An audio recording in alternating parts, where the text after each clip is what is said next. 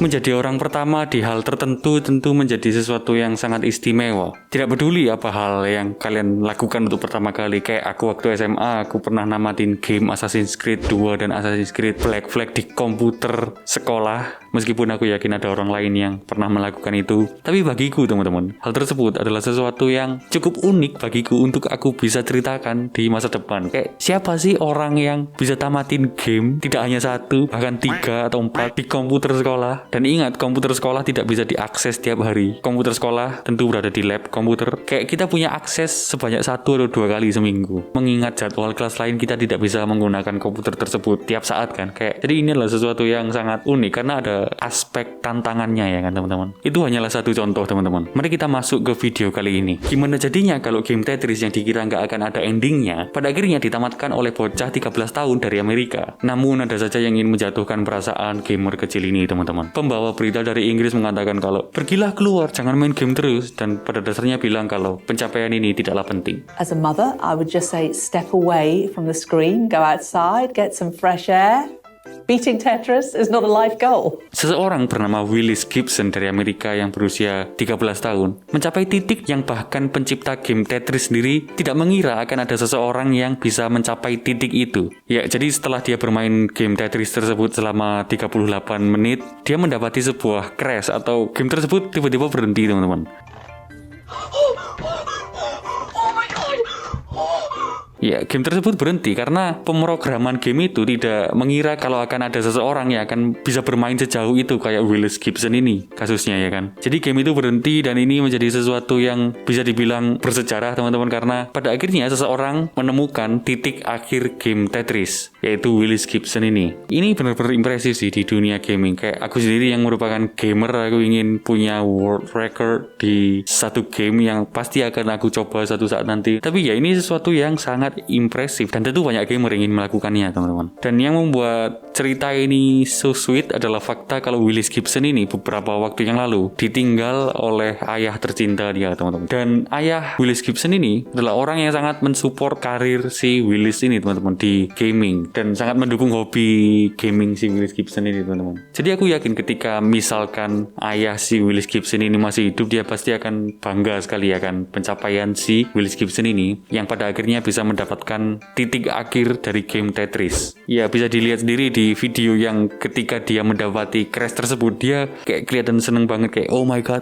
Jadi kayak ini benar-benar sesuatu yang kita bisa lihat membahagiakan sekali bagi si Willis Gibson ini teman-teman. Tapi rupanya teman-teman ada seorang emak-emak yang rupanya tidak ingin Willis Gibson terus merasakan kegembiraan ini. Dan aku ingin bilang sesuatu ini mengingatkanku kayak janganlah kita berbicara ketika tidak tahu apa yang benar-benar terjadi ya kan. Kayak kasusnya ini orang mungkin bilang kalau ini adalah kayak momen random di gaming, padahal ini adalah sesuatu yang pertama kali dilihat dan didokumentasikan di sebuah video, yaitu menemui titik akhir Tetris. Tentu bukan hal yang sepele ya kan teman-teman, mengingat Tetris sendiri merupakan game yang sangat terkenal dan banyak orang memainkannya. Kayak kita semua di era Game Boy, meskipun mungkin itu adalah versi lain dari Tetris, kita bermain Tetris di satu poin di hidup kita di masa lalu teman-teman. Nah orang ini pembawa berita di TV Sky News ini teman-teman. Sky News sendiri merupakan channel yang sebenarnya juga rada bermasalah. Rupanya orang ini sedang tidak berada di mood terbaik dia. Jadi mungkin untuk menjatuhkan orang lain, dia akan memperbaiki mood dia teman-teman. Dia akan merasa lebih hebat ya kan. Now, Tetris has long been touted as a video game that just can't be beaten because it just goes on and on. Oh my god! Well, 13-year-old American Willis Gibson has technically proven that wrong. He beat the original Nintendo version of the game by reaching such a high level that the coding froze. That left the program unable to generate any more falling blocks.